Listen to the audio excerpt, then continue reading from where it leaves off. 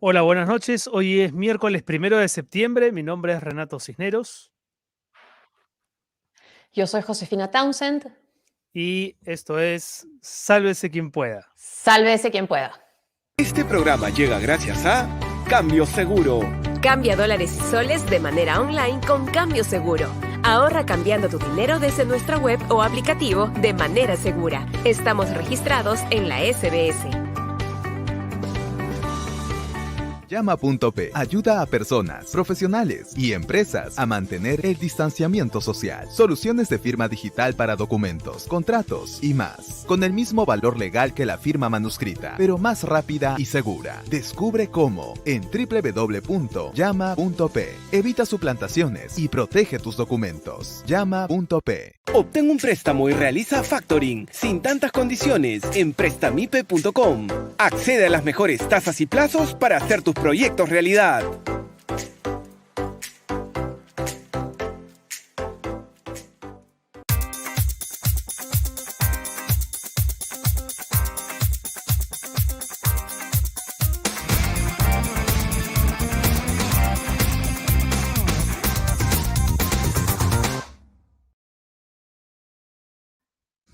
¿Qué tal, amigos? ¿Cómo están? Estamos transmitiendo en vivo cuando son las 7 de la noche con 4 minutos a través de Facebook, de YouTube, de Twitch. ¿Cómo está, José? ¿Bien? Bien, bien. Bueno, estamos en suspenso, ¿no? Y si no fuera por esta situación política de incertidumbre, creo que estaríamos más bien concentrándonos en la trágica situación de nuestras carreteras y la dolorosa pérdida de más de 30 personas en el último accidente en Matana. Pero bueno, estamos esperando las decisiones del presidente. Ya son más de 24 horas que puso a su cargo a disposición el ministro de Trabajo y aún no tenemos respuesta. Sí, vamos a comentar esos temas en un ratito con nuestros invitados. Algo ha pasado con tu audio, mi querida José, pero lo que vamos a hacer al inicio, como siempre, es primero saludar a nuestros seguidores. Tenemos más de 80.000 seguidores en YouTube. Invitamos a los que aún no se han suscrito a precisamente seguir nuestro canal de YouTube, activando la campanita para que sepan cuándo hay material nuevo, y también, por supuesto, a la gente que nos sigue en Twitch, en Facebook, y a la gente que nos está escribiendo ahora mismo, a Rosa Huarcaya, buenas noches, Rosa, y en fin, a toda la gente que está pendiente de esta transmisión. Hoy día vamos a conversar con el politólogo de la Universidad Católica, Fernando Tuesta, y después con Paola Bustamante, que es exministra del MIDIS y parte del Comité Directivo de Evidencia, Escuela de Gestores, y con Paula Tábara, que es politóloga, para hablar de los distintos temas que han venido dándose en los últimos días. El lunes terminamos el programa anunciando, ¿no?, que ya Iberman había renunciado y que era exministro de Trabajo, y sin embargo lo que ha sucedido a continuación es una situación de lo más rocambolesca, en la que no se sabe exactamente cuál es la situación. Continúa, por cierto, ya que el presidente Castillo, que estuvo en el BRAME en las últimas horas, no se ha referido, no ha dicho absolutamente nada al respecto, lo cual hace aún más insólita esta circunstancia en la que un primer ministro le pide la renuncia a un ministro, el ministro no la acepta, y luego parece refugiarse en el presidente, que con su silencio de alguna forma lo está avalando. Es una situación en la que además, ¿no?, interviene el señor Vladimir Cerrón desde su cuenta de Twitter para lanzar sus acostumbrados dardos y envenenar un poco más el ambiente de discusión. Y por supuesto, ese tema, junto con el tema de la denuncia de la congresista Patricia Chirinos, quien ha señalado que Guido Bellido, el premier, le faltó el respeto con una frase que en verdad es inaceptable, que es brutal, que solo repetirla genera muchísima incomodidad. Ella ha dicho que el día en que estuvieron repartiéndose las oficinas en el Congreso de la República, cuando Bellido aún no era nombrado jefe del gabinete, le soltó la frase "solo falta que te violen", ¿no?, en un contexto que ella ya ha detallado, y con testigos que no la han desmentido, que han dado unas versiones un poco especulativas, pero que no han dicho que eso no sucedió, ¿no? Y hoy el diario El Comercio sacó una lista de las frases que en los últimos años Guido Bellido había soltado en redes sociales, y solamente esos antecedentes hacen aún más verosímil la versión de la congresista Chirinos. Ahora sí estás, José, ahora sí te veo. Sí, sí. Sí, y no sé No me si lo has hagas esto, comentado no, lo que no le pongas suspenso, por favor. Ya es suficiente con el suspenso del a la gobierno. situación política. Sí, sí, sí. No sé si lo has comentado, pero lo que llama la atención también que los tres testigos no sean precisos, ¿no? Ninguno dice, no, no escuché nada de eso, pero dicen, no me acuerdo, era el tono de broma, lo voy a decir en la comisión de ética. Bueno, ya es momento que lo digan. Sí, justamente me estaba refiriendo a eso. Y claro, hay gente que dice, no, pero es la palabra de uno contra la otra. Ninguno de los tres testigos ha desmentido a la congresista No, Chirinos. Y no. además ella ya había comentado este tema, ¿no? El día en que se discutió en el Pleno del Congreso, la confianza al gabinete. Ella había adelantado precisamente ese pasaje de la conversación, solo que no rebotó lo suficiente y ella tampoco quiso insistir hasta que Mónica Delta se lo preguntó en RPP el otro día y bueno, se ha desatado todo este nuevo escándalo.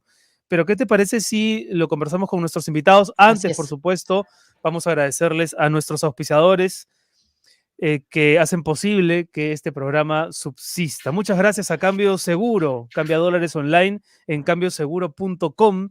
Pueden descargar la aplicación también en el Google Play o en el App Store y usen siempre el cupón de descuento SQP para obtener un tipo de cambio preferencial. Hoy bajó un poquito el dólar gracias a la intervención del BCR, pero todavía está por encima de los 4 soles.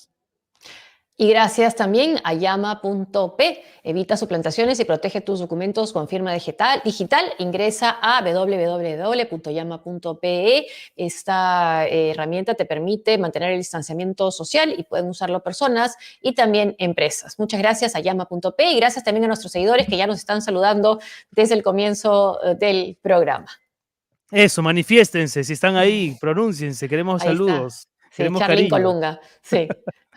Gracias Gracias. también, ahí está, hablando de cariño, ahí está el código QR por si acaso, para que lo puedan escanear y ya saben lo que pasa. Gracias también a Prestamipe, que te da soluciones de financiamiento. Si es que necesitas liquidez para tu empresa, para ponerla en marcha, busca a la gente de Prestamipe, te prestan dinero con garantía hipotecaria desde 20.000 soles hasta 1 millón de soles. El factoring también 100% digital en menos de 48 horas. Muchas gracias, Prestamipe. Muy bien, y ahora ya estamos enlazados con Fernando Tuesta, Sí. politólogo de la Universidad Católica, para que nos ayude a interpretar lo que está sucediendo, si es que acaso él tiene una interpretación. ¿Cómo está, Fernando? Buenas Hola, noches. ¿qué Gracias tal, por estar con Fernando? nosotros. ¿Qué tal, Renato? Josefina, buenas noches. Gracias por la invitación. A ti. ¿Qué lectura le has dado, Fernando, a esta situación anómala, inédita, creo, donde un primer ministro anuncia que le ha pedido la renuncia al ministro de Trabajo, luego el ministro señala que él no ha puesto su cargo a disposición, y luego el presidente, que vendría a ser la voz dirimente, no dice absolutamente nada, y en el medio tenemos a Cerrón, que celebra la supuesta intervención de Bellido y el alejamiento de Maraví. Una situación absolutamente distorsionada. ¿Cómo la interpretas tú? Es un juego de poder, evidentemente, ¿no? Pero ¿quién ha ganado? ¿Quién ha perdido?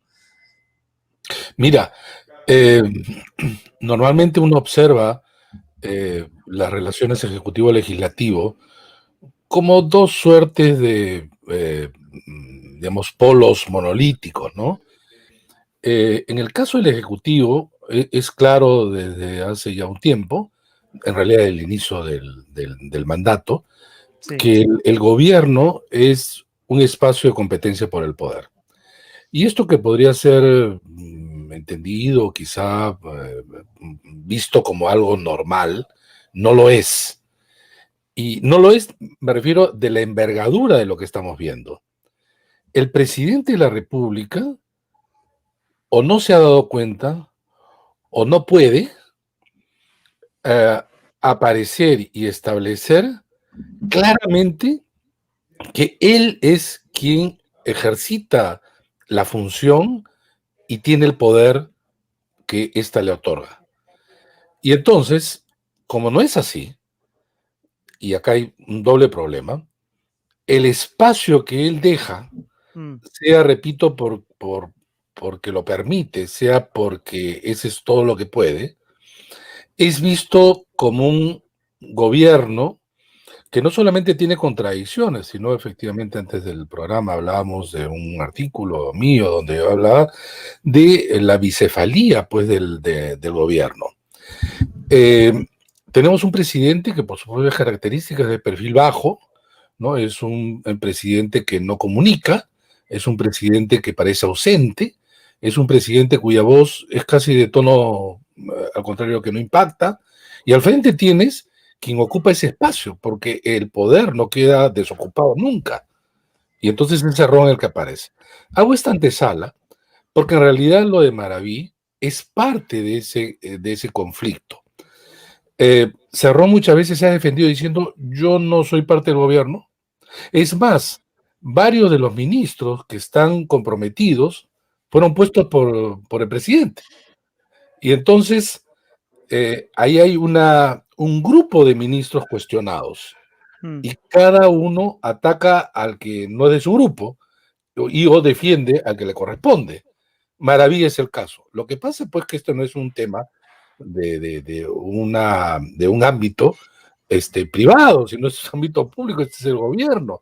Y por lo tanto, aparece como un sinsentido, como una cosa rocambolesca, como tú lo has señalado, Renato, algo nunca antes visto, porque en realidad tampoco nunca se ha visto que un presidente deja espacios de poder para que un usurpador en realidad se establezca con un ánimo, con una soberbia, increíble, ¿no? Y entonces, eso además tiene consecuencias para el propio Castillo.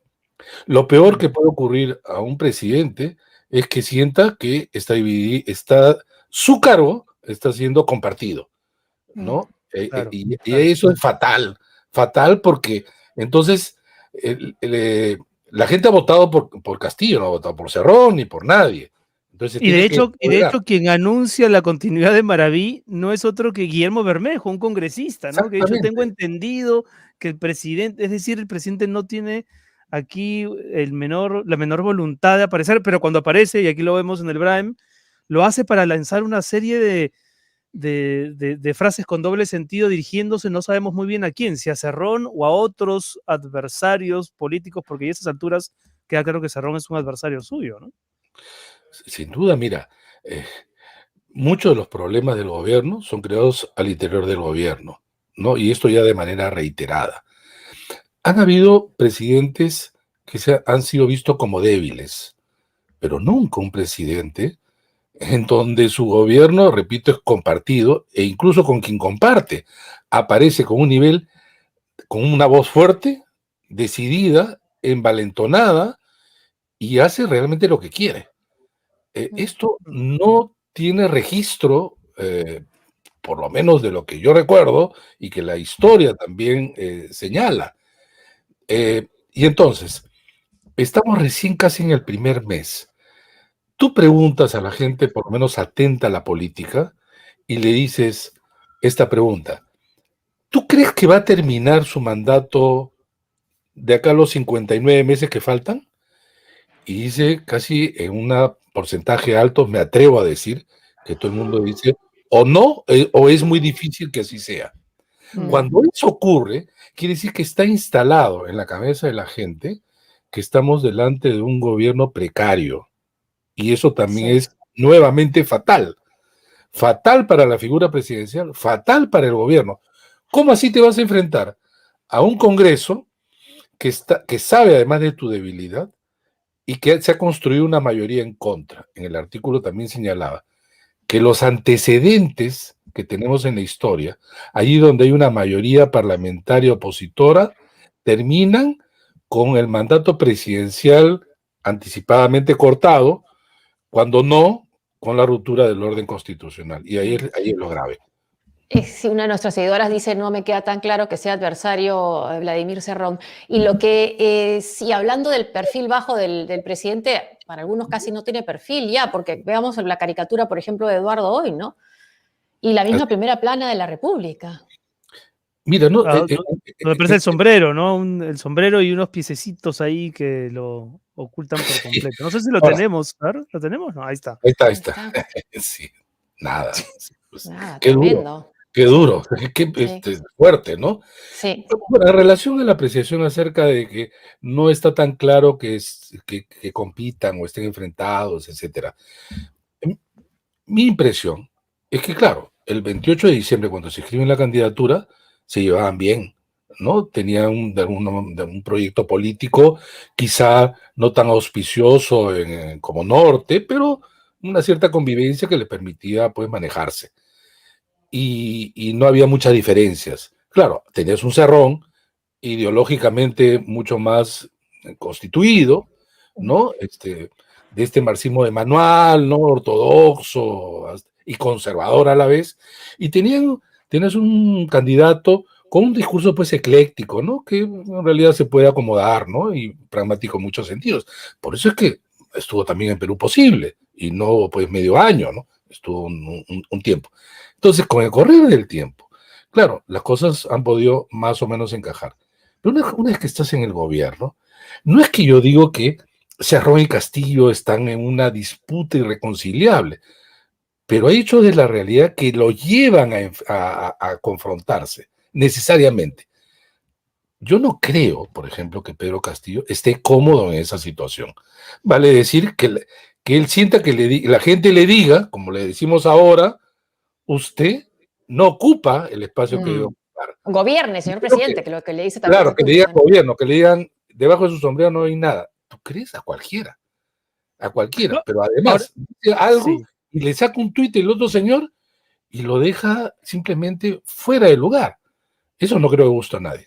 A Ahora, nadie. No, y quiénes son las figuras o sí, o las fichas políticas que pueden ayudar a Castillo a que efectivamente tome el mando del gobierno? Frank que claro. parecía hacerlo, pero entiendo más bien que él está en una suerte de agenda propia, tratando de lograr la estabilidad para que la economía se sostenga, evitando un poco el juego político. ¿Quién te parece que puede ser el socio del presidente si no es su primer ministro, ¿no? Que parece más un socio directo de Cerrón? ¿Qué papel juega Verónica Mendoza, por ejemplo? Por Es que ejemplo. como una suerte de bote lleno de huecos y que cada uno se preocupa de llenar el suyo. Cuando no entorpecer al otro. Y Pedro Frank está, como tú dices, preocupado más en cómo arreglamos el motor para que esto funcione y no nos Claro, hundamos, claro. ¿no? Entonces, repito, no es que hay, entonces en esa disputa por el poder, por espacios de poder, no necesariamente digo que esto sea ideológico, no necesariamente, ¿no? Pueden compartir cosas, pueden seguir inclusive compartiendo ciertas ideas, etcétera. Pero el ejercicio del poder y la situación en que ellos se encuentran lo llevan necesariamente, repito, al enfrentamiento. Porque, y ahí viene el otro tema, en el caso de Pedro Castillo, ¿no? Todo el mundo le dice, rompe con Cerrón. Ya, vamos a ponernos en la posición de Castillo. Ya, yo rompo con él, ¿y quién es mi aliado? Digamos en el Congreso, que Juntos por el Perú, que con 5 escaños, y que el Partido Morado 3 son 8. Al frente tienes una oposición que en palabras, por ejemplo, de Fernando Rospigliosi, en su último artículo dice, hay que acabar con el gobierno antes que destruya el país, ¿no? Hay que acabar, hay que terminar. Entonces, el polo opositor duro tiene como meta acabar con el gobierno. Hay algunas bancadas que están por allí, pero no dejan de ser opositores. En el momento en que el bote de repente no prende el motor y esto se hunde, van a estar al otro lado. Van a estar al otro lado. Y ese es un problema. Es un serio problema. ¿No había un cogobierno también entre Montesinos y Alberto Fujimori? Solo que, bueno, la prensa estaba comprada, no lo informaba, no nos enterábamos y Montesinos no tuiteaba o no, prefería las sombras. Es que allí sí había una división de roles sumamente claro. Montesinos durante años no salió a ninguna parte. Me refiero, pero de manera visible. Claro. Es la prensa que ya, la poca prensa que quedaba, donde dice, acá está este señor que tiene un poder. Además, estamos hablando de un gobierno autoritario, por supuesto, no había un control total.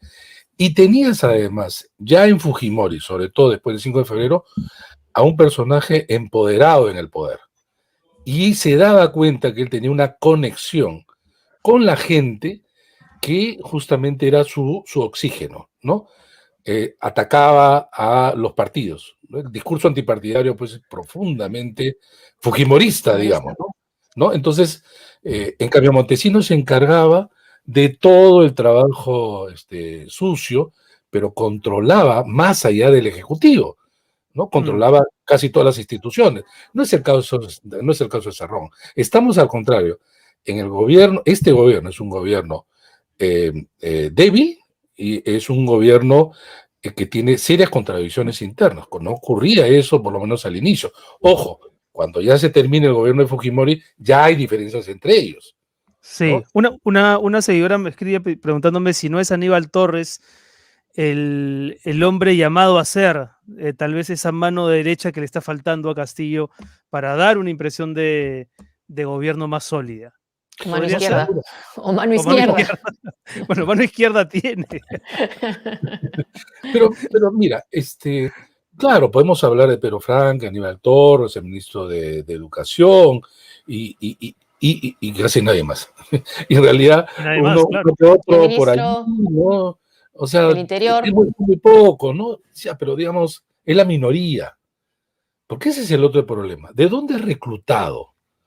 Has reclutado, más o menos se han dividido, ¿no? Algunos allegados, y muy allegados, a Cerrón, pero otros también allegados a Castillo. Lo ha dicho el propio Héctor Béjar, ¿no? Los funcionarios vienen son amigos de Castillo o se está pagando favores de campaña, ¿no? Y si es así, ¿por qué acepta entonces participar en un gabinete así el señor Béjar?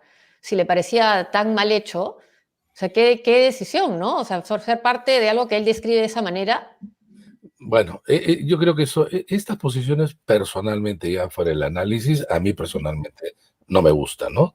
Sales y recién apareces como incómodo, ¿no? Bueno, no voy a decir más sobre esto, a mí me parece una manera no aceptas, sino si describes así un gabinete, bueno, está terrible que hacías ahí, ¿no? Dices no, gracias.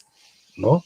En cambio, los otros están allí, pero saben y creen, sin embargo, que su función o parte de lo que es su función puede ayudar, ¿no? A llevar adelante o redireccionar, ¿no? Y Cerrón sí lo tiene claro, ¿no? Nosotros ampliamos nuestra zona de influencia en el gobierno. Es claro que no va a reemplazar a Castillo, pero quiere ejercer influencia y presión.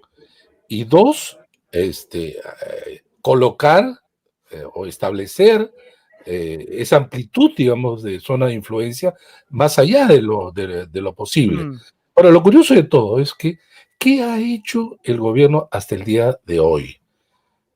Nada. En general, nada. Crear incertidumbre, o sea, no eliminar la incertidumbre, eso es, o sea, en términos... Pero claro, uno puede decir, mientras no había el voto de confianza, los ministerios estaban de alguna manera paralizados, los sectores, está bien, pero una de las pocas cosas que he hecho, ¿saben qué?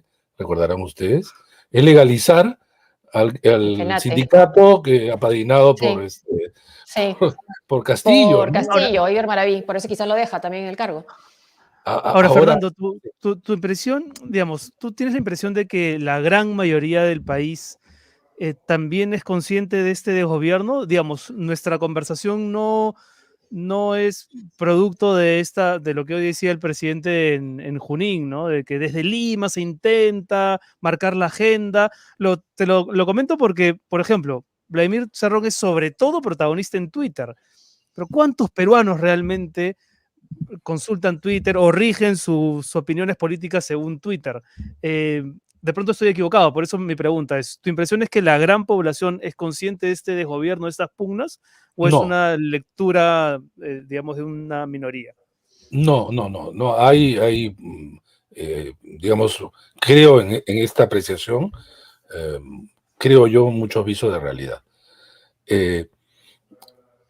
Yo en ningún momento estoy diciendo esta es la gran mayoría aplastante, ¿no? Que mira, ¿no? Esta es una apreciación de análisis, ¿no? Pero uno.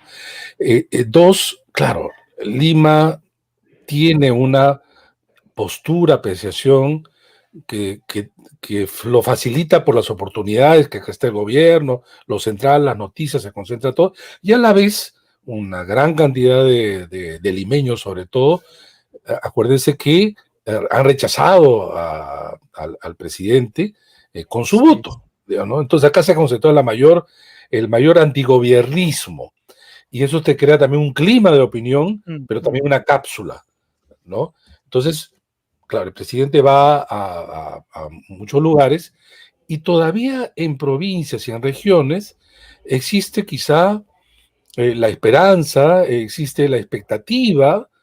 Claro, uno le puede decir, oye, recién tienes un mes, ¿no? Y el discurso de él es un discurso que se conecta con mucha gente. Él es un representante, es como ellos, ¿no? Es un peruano como tú, ¿no? Entonces, eso facilita. Ahora, de todas maneras, los sondeos de opinión ya dan cuenta de un presidente que su primer mes tiene el más bajo respaldo de cuanto presidente ha habido para empezar el último siglo.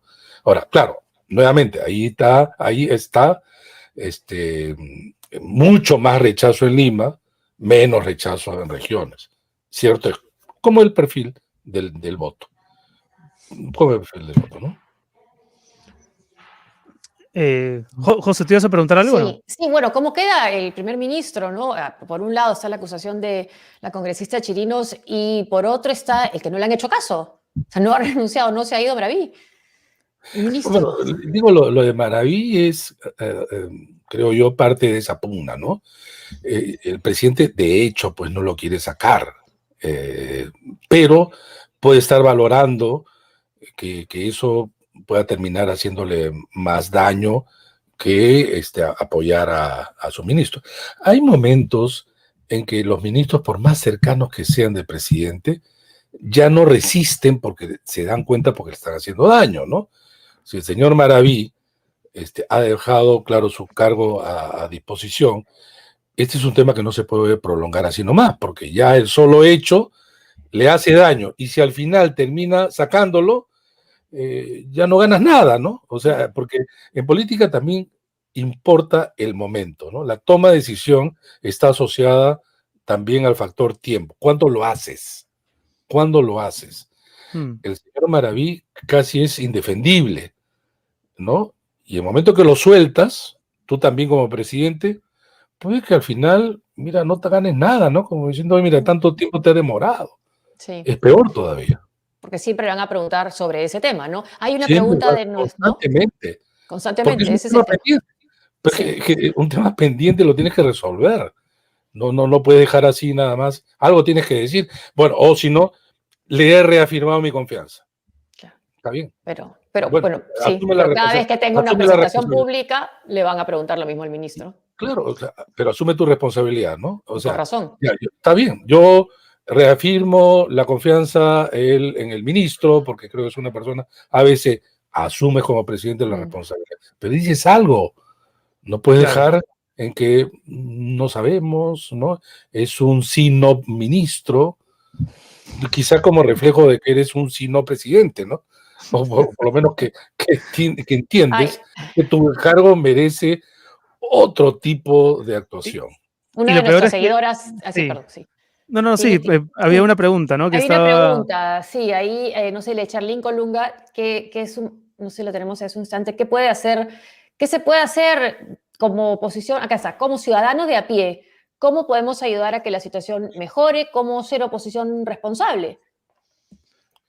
Es difícil dictar ahí algunos consejos, ¿no? Porque tampoco en este momento tenemos a una opinión pública movilizable, ¿no? Es que, y ¿saben por qué? Porque hay también un factor que es cansancio. La pandemia, una campaña electoral tan intensa, hastiada a la gente, no creo que por esto se va a movilizar la gente. Entonces, ¿qué hace la opinión pública? Ahora escucha, quizás está atento a un sector, otro simplemente no le interesa la política, como usted bien sabe. Sí. Y que esa es la peor posición. Se cree muchas veces que no me interesa la política porque esto es ABCD, pero es la peor posición, porque te conviertes en una opinión pública que no está enterada y en el momento en que tengas que decidir, Claro, decir, que y solo hacer, reaparece no en las tienes los elecciones. elementos, no Que solo tienes reaparece en elementos, no tienes elementos de juicio, ¿no? Y eres mucho más proclive a ser afectada por discursos de ese momento o decisiones mal interpretadas, ¿no? O por información engañosa, totalmente de acuerdo. Mucho, mucho. Fernando, muchas gracias por acompañarnos Muchas No, gracias. gracias una a vez más aquí ustedes. en el programa y Gracias. bueno, esperemos que la próxima vez que conversemos haya más claridad en el panorama porque no sigue siendo todo esto una nebulosa muy peligrosa. Muchas gracias. Quizá una de las pocas cosas que tenemos Sí. claro es que estamos primeros, Renato, y ya no hemos hablado de fútbol porque, en fin, ¿no? Por consideración a ti que estás un poco lejos. Gracias a ustedes. Un Gracias. abrazo. Chao. Fernando Nos Tuesta, vemos. Chao. politólogo de la Católica y amigo del programa. Yo el otro día veía un afiche de una película de fines de los 80, José, no sé si tú la llegaste a ver, que me hizo pensar inmediatamente en el gobierno. ¿Cómo era? Ahí está, Fin de semana con el muerto. ¿Te acuerdas de esa película? No sé si la viste. Pero ahí está, No. mira, está A ver. Cerrón y Bellido agarrando a ese muerto, haciéndolo pasar por vivo, que podría ser perfectamente Castillo, ¿no? Weekends ver, at Bernie's, pues se llamaba Bernie el personaje, el jefe de estos dos que se esfuerzan por hacerlo pasar por vivo cuando creo que le habían metido un balazo, no recuerdo. Pero algo de eso hay en el gobierno, ¿no? Fin de semana con el muerto. Pero bueno, vamos a hablar de otra cosa porque el tema de la denuncia de la congresista Patricia Chirinos es muy serio y lo queríamos conversar con dos analistas, con dos mujeres, para que nos den su punto de vista. Estamos con Paula Tábara, que es politóloga, y Paola Bustamante, exministra del MIDIS y parte del comité directivo de Videnza, Escuela de Gestores. ¿Cómo están, Paola y Paula?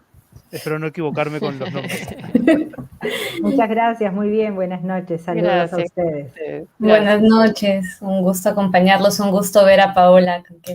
Igualmente, Paula. Aquí le tengo Renato, una inmensa Josefina. gratitud por el apoyo en la tesis en su momento. Bueno, con cargo a hablar de otros temas también, queríamos empezar hablando de la denuncia de la semana, ¿no? La denuncia de la congresista Patricia Chirinos, que ha dado detalles de una agresión verbal por parte del primer ministro. No solamente quería saber sus opiniones, sino cuál creen ustedes que es el trasfondo, cómo han visto el comportamiento de los actores involucrados y qué consecuencias políticas podría tener esto para el señor Guido Bellido. No sé quién quiere empezar. Bueno, si me permiten, muchas gracias nuevamente. Bueno, creo que definitivamente lo que ha denunciado la congresista Chirinos es bastante delicado y grave. Si bien es cierto, escuchando las noticias y un poco escuchando al congresista del partido de gobierno que estaba presencialmente, pero no quiso hacer ningún comentario al respecto porque señaló que no se acordaba de que esa situación había sucedido, cosa que me parece muy extraño porque una situación así no se olvida, ¿no? Una ofensa de ese tipo, una falta de respeto, y en realidad es un ejercicio de violencia verbal que se ha hecho a la congresista Patricia Chirinos de parte del primer ministro. Por lo tanto, requiere, en primer lugar, una aclaración y una puesta sobre la mesa de parte del premier Bellido, ¿no? Sobre lo sucedido, porque ya la congresista señaló lo que ha pasado, y creo que también requerirá definitivamente, una vez que el premier señale también lo que ha sucedido y en qué contexto, si es que eso fue lo que se dijo. Creo que la congresista no tiene ningún incentivo para mentir, por lo tanto, partimos por creerle, ¿no? Y que efectivamente así ha sido. Por lo tanto, la opinión personal que tengo, y creo que la opinión pública de las mujeres también, es que requeriría una responsabilidad política inmediata, ¿no? No es posible que un primer ministro tenga un diálogo de ese tipo, más allá que señalen que podría haber sido una conversación coloquial. De ninguna manera se debe aceptar esos términos en la expresión de ningún tipo. Claro, y además, más grave, si es que no se acuerda de algo así, el congresista oficialista, ¿quiere decir que le pareció algo normal, irrelevante? Como para olvidarlo. Porque no lo negó, ¿no? No lo negó. No lo negó, ¿no? Eso es lo que cuestiona. Yo tengo ahí siempre varias sentimientos y reflexiones encontradas, ¿ya? Por un lado, creo que definitivamente partimos pues de la premisa, como bien ha dicho Paola, de que no hay un incentivo alguno para inventar una historia como esta. Por tanto, hay que partir de creer y condenar, por tanto, lo que podría haber sido la declaración del Premier, y que esa condena no tiene por qué, digamos, al mismo tiempo negar o contraponerse con que reconozcamos que hay otros actores políticos alrededor, utilizando el caso, que no son personas, a mí siempre me parece importante decirlo, ¿ya? Porque no son personas que normalmente estén, lo que decimos, del lado de las mujeres. Es decir, hemos visto actores políticos que han votado en contra de la paridad y alternancia, que han estado, que no, Bueno, que claro, cuando han estado en el poder no han buscado que se aprueben leyes. Ha costado mucho la ley contra el acoso político en su momento, ¿no es cierto? Y que ahora están haciendo también uso de este caso, que tiene que ser investigado, que tiene que ser procesado, que tenemos que encontrar, digamos, de alguna forma la verdad, y tiene que haber un resarcimiento a fondo, porque parece ser, por los testigos, estos silencios son cómplices finalmente, más que desconocimiento real, pero que, digamos, creo que hay que balancear ambas cosas y ser conscientes también de que se está dando un uso político en algunas personas de un suceso que debería preocuparnos, porque no son personas que normalmente estén pendientes de este tema de agenda. Y creo que una cosa que sí podemos tener en consideración es que, al menos que yo siempre valoro cuando aparecen estos casos, hay que buscar alguna luz en medio de las cosas tan difíciles que pasan, es que volvamos a hablar del tema del acoso político, ¿no? Y de la violencia que se da a las mujeres que ejercen cargos públicos por el solo hecho de estar allí, y que son situaciones que no enfrentan los varones, ¿no? ¿Y no les llamó la atención que la carta inicialmente de las parlamentarias fuera firmada solo por parlamentarias? Es que tiene que ver con una lógica de solidaridad, ¿no? También. Pero ¿no tendría que estar también los parlamentarios? Creo que después se han incluido.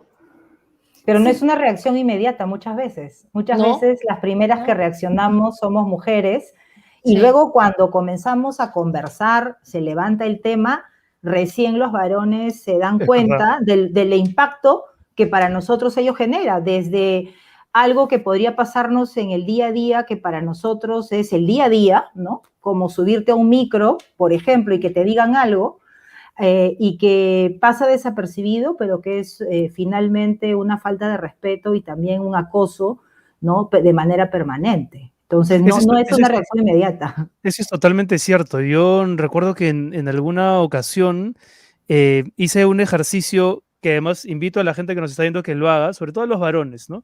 Preguntarles a su madre, a su hermana, a las personas con que vivan, las mujeres con las que viven, si alguna vez se han sentido agredidas sexualmente. Es una pregunta que normalmente no le haríamos a nuestra hermana, a nuestra madre, porque tal vez damos por sentado de que no ha sido así. Y las respuestas pueden ser muy sorprendentes. De hecho, también quería preguntarles eso, porque creo que también parte de la conversación pasa por sensibilizar a la gente que nos está viendo.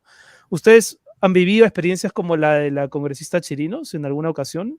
¿Y cómo han reaccionado ustedes y el entorno, si es que ha sucedido? Bueno, yo creo que pensando un poco en la respuesta a la pregunta que el ejercicio que hiciste, Renato, en algún momento lo hice en una conversación amical, ya en grupo de amigos con niños pequeños, ¿no? Y comenzábamos a comentar si alguna vez habíamos sufrido algún tipo de acoso, y no había una sola mujer que no había sufrido acoso, ¿no? Y acoso en diferentes espacios, para comenzar en la calle, pero también laboral, digamos. Creo que es el día a día, porque no te das cuenta muchas veces de que te invitan a comer, ¿no? Vamos a almorzar, y una, y dos, y tres veces. Yo me acuerdo que hice mis prácticas en el Congreso, ¿sí? Antes de acabar la universidad, y uno de los temas que me llamó mucho la atención y me incomodó mucho, estuve 6 meses haciendo prácticas, fue cómo los congresistas miraban a las practicantes, ¿no? Y cómo esa relación, en ese momento, cuando estábamos hablando del Congreso Constituyente, ¿no? El CCD, ya te hablo por ahí por el 93, Entonces, sí, efectivamente es como el día a día, no se dan cuenta o no lo perciben, y cuando uno reacciona para poner orden, luego eres una jovencita malcriada o que has malinterpretado las miradas o los comentarios. Y Claro. es parte de lo que uno tiene que comenzar a hablar. El caso Lescano, ¿no? También es, aunque él se sigue defendiendo hasta ahora diciendo que se lo inventaron, pero no deja de ser un antecedente en este tipo de conversaciones. Yo creo que incluso hay que ir, perdón, Josefina, yo creo que incluso que cuestionarnos las lógicas del acoso, de la violencia, de las distintas formas, yo diría, de invisibilización de la realidad de las mujeres en el mundo, en la vida pública, va incluso más allá de solo el acoso. Hay cosas, me van a disculpar, yo sé que el tema quizás no es el específico, pero es que es una cosa que me quedó muy clavada. Hay un libro buenísimo que salió hace poco tiempo, La mujer invisible, de Caroline Criado, ¿no? Que encuentra que muestra distintos mecanismos de, quizás no es violencia explícitamente, pero sí de dejar de lado a las mujeres al momento en que pensamos las cosas. Y entonces es, por ejemplo, las oficinas públicas con pisos de cristal. Y las mujeres que llevamos falda. Y entonces, como no se piensa en que esto es un contexto, entonces, en el cual puedes estar sometida a una agresión sexual, no necesariamente, o sea, no a la violencia como la pensamos en el inmediato, pero sí a una estructura que te violenta, que te agrede, que hace que tengas que vestirte de otra forma, que cohibirte, que colocarte en una situación de riesgo de que alguien te mire, ¿no? Y esas cosas que no las pensamos y que están absolutamente instauradas en la sociedad, ¿no? Entonces, ¿por qué hay violencia, acoso? Que, como bien dice Paula, todas la hemos vivido, y más de una vez, ¿no? Y en todas las edades, y en contextos de la calle, y en contextos laborales, y en el contexto político, muchísimo, muchísimo, y en todos los espectros. O sea, no hay machistas solamente en un partido o solamente en un lado, ¿no? Pero también es pensar, entonces, creo, cómo la sociedad nos expone a estas cosas desde la crianza, pero también desde la forma en que construimos nuestras sociedades, nuestras políticas, nuestros edificios, porque he puesto un ejemplo que es que no lo pensarías, y ahí está, la vulnerabilidad. Absoluta. Y hablando de la política, en las redes se demandaba, apenas salió la denuncia y se conoció lo que dijo Guido Bellido, se exigía a la ministra Anaí Durán que se pronunciara. Y otros más bien decían, no, porque le exigen a ella solamente que se pronuncie, o porque justamente con ella, porque no corresponde por sus atribuciones, en fin, una discusión ahí. ¿Cómo vieron ustedes el papel de la ministra y ese pedido porque ella también se pronunciara? Bueno, es natural que la ministra de la Mujer se pronuncie frente a estas situaciones que se dan porque se pronuncia frente a otras. Yo creo que sí corresponde, y sí correspondía que se pronuncie oportunamente, en primer lugar en la misma línea que señalaba Paula, ¿no? El condenar o solidarizarse partiendo porque siempre, ¿sí? Y es parte del proceso que tenemos que cambiar, se pone en duda la palabra de la mujer, ¿no? Por eso mencioné que no tenemos por qué pensar que está faltando la verdad. Y es porque cuando pasan este tipo de cosas, dice, bueno, pero de repente lo malinterpretaste, de repente no fue así. Es que no debería estar sujeto a interpretación un comentario de ese tipo. Ni a tu opinión sobre la persona que fue agredida, ¿no?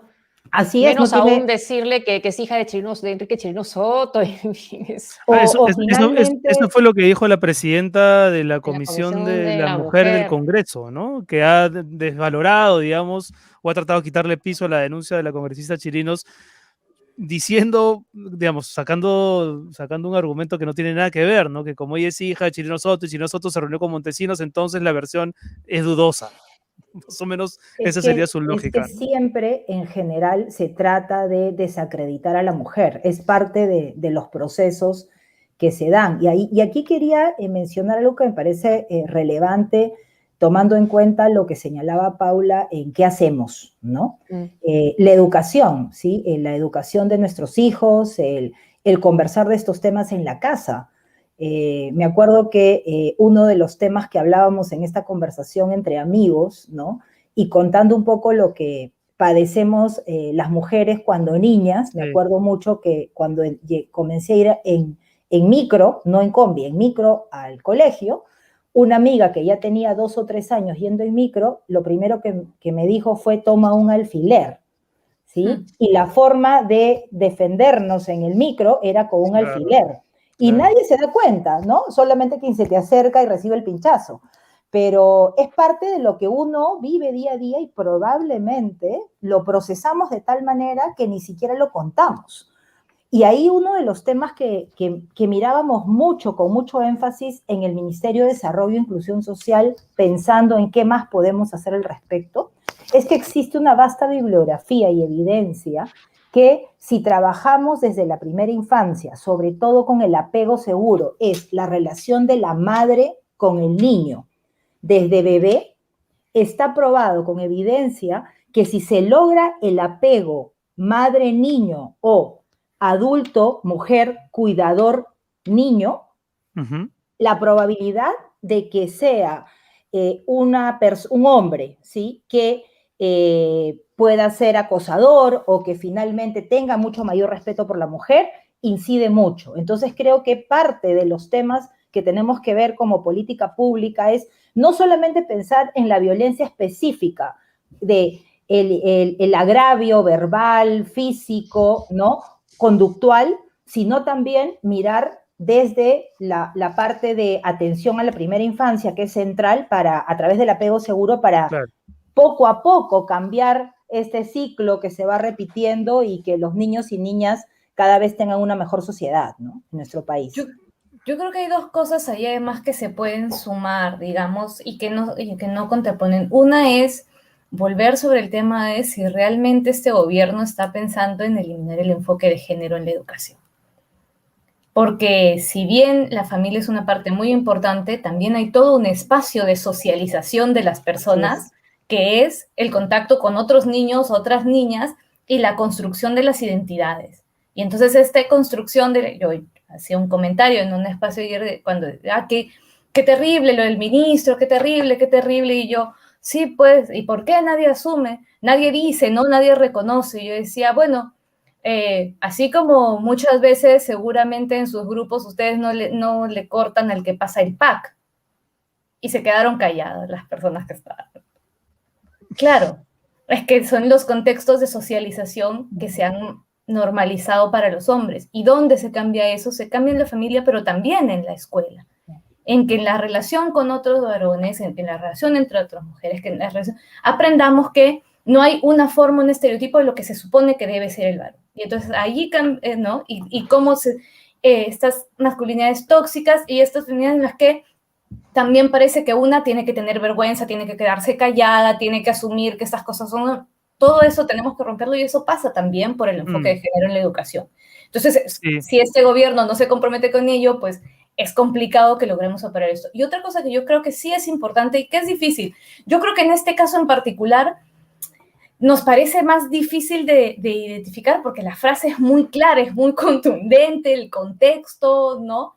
Pero, si uno analiza la frase es de una prepotencia, de una brutalidad. Es de una violencia fuertísima, pero más allá de este caso en particular, creo que una cosa que tampoco podemos perder es el valor de la justicia como espacio para procesar también la violencia. ¿Por qué?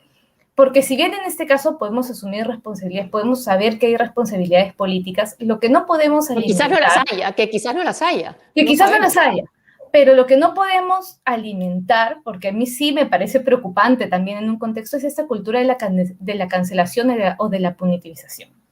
Es decir, en este caso nos puede parecer más difícil, pero no podemos ir demoliendo si no hay también un proceso. Partimos de creerle a la víctima, por supuesto, y en este caso, además ahí siempre hay que decirlo, las víctimas no son perfectas, es decir, no puedes decir, eres la hija de tal, has mentido en cuál, eres corrupto, eso no quita que hayas pasado por la violencia, ni quita la solidaridad, ni quita que tengamos que condenar los actos e investigarlos, pero también tenemos que poner todo en los espacios que corresponden, porque también hemos visto personas ser demolidas, y historias de personas que lo han pasado muy mal. En México, una de las mayores crisis vinculada con la cultura del punitivismo fue el suicidio de una persona que resultó que era inocente, ¿no? Estoy saliendo de este caso en particular para que dimensionemos lo que tiene la violencia y las formas en que procedemos con ello, siendo justo y solidarizándonos y apoyando a las víctimas, y también llevando los procesos como corresponde, ¿no? Es mucho más complejo que no creer o lapidar, digamos. De acuerdo. ¿no? Claro, y además porque... Sí, Paula, de hecho, sí. En la línea de lo que señala Paula, lo que debemos es tratar en la medida de lo posible, ¿no?, que esto no se lleve a la politización, porque de lo contrario el tema central ya se va a perder. Sí, y se está perdiendo en esa medida. Sí. Se está perdiendo porque terminamos discutiendo otro tipo de temas y no el central de la investigación y de ver qué es lo que ha sucedido realmente. Y porque, claro, es un tema, es generalmente la bandera de la defensa de la mujer y los temas de género normalmente lo hace la izquierda, y este caso es una acusación que involucra a partidos de izquierda. Entonces quizás eso también lo hace de alguna manera particular. Sí, no lo hace más sensible seguramente, además en un contexto pues sumamente polarizado, con lo cual es más fácil aún que fluya de esta manera, y con una persona, de nuevo, ¿no?, cuyos antecedentes, como bien, o sea, no abonan a que uno plantee con facilidad un bueno, esperemos, procesemos, porque más bien, entre los antecedentes, el caso, el creer a la víctima, pues colocamos todo en un contexto en el que ya estamos, como bien venían también hablando con Fernando, ¿no?, en una convulsión pues difícil de... Yo tenía una última pregunta para Paola y tenía que ver nuevamente volviendo al caso de las ministras. Tú has formado parte de un gabinete y entonces puedes ponerte con más facilidad que cualquiera de nosotros en los zapatos de la ministra Boluarte también, ¿no? De la ministra Durant. ¿Qué correspondería hacer? Porque debe ser muy incómodo tener que despachar con un jefe que tiene este tipo de actitudes y comportamientos. No sé, yo lo preguntaba más temprano en Twitter, no con ánimo de recargar en ellas ninguna responsabilidad, porque nadie quiere que renuncien, podrían perfectamente dedicarse a su sector y hacer caso omiso a este caso o no. ¿Qué reacción esperas tú de ellas, Paola, si es que esperas alguna? Sí, bueno, yo creo que hay un primer tema y es dividir el plano interno de gabinete con el plano ya más público, ¿no?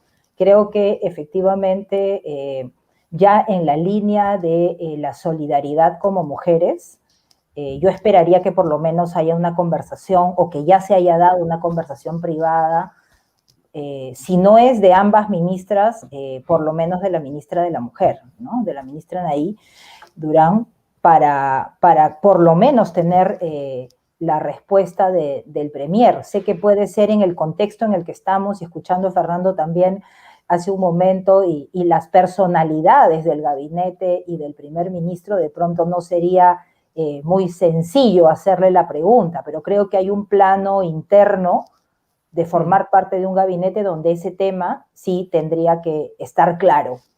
Y una vez ello ya se... O sea, sí es un tema que podría perfectamente ventilarse en el siguiente Consejo de Ministros. Debería, definitivamente, porque hay temas que dentro del gabinete sí se pueden tratar, o se pueden tratar bilateralmente entre el ministro o la ministra del sector, en este caso mujer, con el Premier, porque sí afecta definitivamente el rol que juega la ministra actualmente, ¿no?, en el ejercicio de exigir, ¿no es cierto?, el respeto hacia las mujeres y el rol que tiene en la cartera que tiene a cargo. Sí impacta el que no diga nada, y por lo tanto, si no dice nada, internamente tendría que haber pedido una explicación para luego ver qué acción inmediata tomar ya como ministra, porque considero que efectivamente, como tú señalas, ¿no?, estamos en un contexto complejo como para plantear una renuncia. Finalmente cada uno lo decide. Sin embargo, creo que explicaciones internas para tener una posición como sector, creo que sí es importante, porque si no mella todo el trabajo y todo el esfuerzo que pueda ponerle, si ante una afirmación de la ministra, alguna persona le pudiese decir que dentro del gabinete existe pues este tipo de situaciones que son inadmisibles, ¿no? Perfecto. Bueno, muchísimas gracias a las dos. Gracias. Ha sido un placer A conversar con ustedes. ustedes. Una Un magnífica gusto. conversación. Gustos también. A Paola ustedes por la Bustamante y invitación. Paula Tábara con nosotros esta noche. Muchas gracias. Gracias. Gracias. Gracias, buenas noches. Buenas noches. Bueno, no te pregunté a ti, José, ¿tú alguna vez te has sentido agredida De verbal los, en tu sí. chamba como periodista o, bueno, o fuera del ámbito periodístico? Te lo voy a preguntar después del programa, ¿sabes? Pero se me ocurrió hacerlo ahora porque, no sé. Bueno, este, lo que sí me acuerdo haber sido, no sé si es que sí, no invisibilizada, como se dice, cuando quise hacer un reportaje y preguntaban por un reportero y no me miró el director, ¿no? ya. Eso no es acoso, pero sí, digamos, una cuestión como que no existía. Necesito un reportero y yo estaba ahí y dije, bueno, acá estoy yo, ¿no? Pero bueno, sí, en los buses, en los micros, ¿no? Sí. Y Muy la vez pasada, desagradable. te acuerdas que conversábamos con el congresista Cueto? Y en un momento se exasperó con una pregunta que tú le hiciste, Josefinita, ¿no? Ese uso del diminutivo Sí, sí, sí. también entraña, ¿no? Una actitud así como de condescendencia machista. Pero bueno, en fin. Antes de irnos, tenemos una exclusiva de Sálvese quien pueda. Ya se ha emitido la resolución directoral para el partido de mañana, las eliminatorias de mañana, sí, mañana jueves, el Perú-Uruguay, y se ha aprobado la asistencia de 8.618 espectadores en el Estadio Nacional. Ahí está, a partir de las ¿Qué 3 de la porcentaje viene a tarde ser? hasta las 11. No seas mala. Del estadio. Dijeron que el 20, ¿no? Estás hablando con un hombre de letras al que le cuesta Pero, mucho las 4 operaciones básicas. no, a mí Pero también. es, Pero, a ver, ¿qué sí. dice? Yo no puedo leer. A ver, dice, bueno, la resolución tiene varios párrafos, pero lo importante, el dato relevante es que se ha aprobado el ingreso de esta cantidad de personas, ¿no? Repito, 8.618 asistentes tendrá como máximo el Estadio Nacional mañana durante el partido Perú-Uruguay. En la resolución también se detalla la distribución, ¿no? Por tribunas.